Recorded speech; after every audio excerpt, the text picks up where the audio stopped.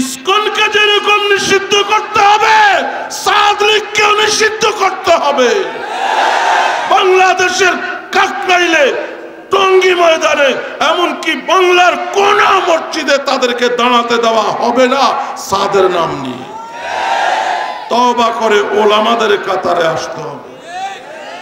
তৃতীয় লড়াই সাদ লীগের বিরুদ্ধে। কত বড় নিমক হারাম! বাংলাদেশে যারা বুকের রক্ত দিয়া নবীর মান, ইসলামের মান বাঁচায়, এই সাদ লীগ যে মামলা করছে তাদের কথা বলেন, মামলা করছে কার হয়ে? সাদের হয়ে। যে সাদ বিশ্ব নবীর সহ বহু নবীদের, বহু সাহাবাদের এবং আমাদেরকে অবমাননা করেছে।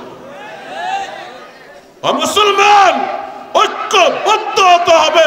রাজনৈতিক লীগকে যেমন অচল করতে হবে, সাদ লীগকেও অচল করতে হবে।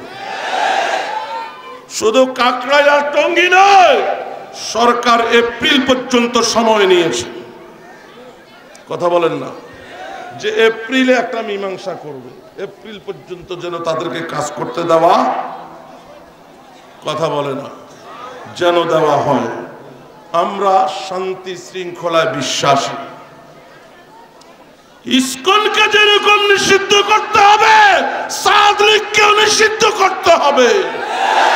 বাংলাদেশের কাকরাইলে, টঙ্গী ময়দানে, এমনকি বাংলার কোন মসজিদে তাদেরকে দাঁড়াতে দেওয়া হবে না সাদের নাম নিয়ে। তওবা করে ওলামাদের কাতারে আসতে হবে।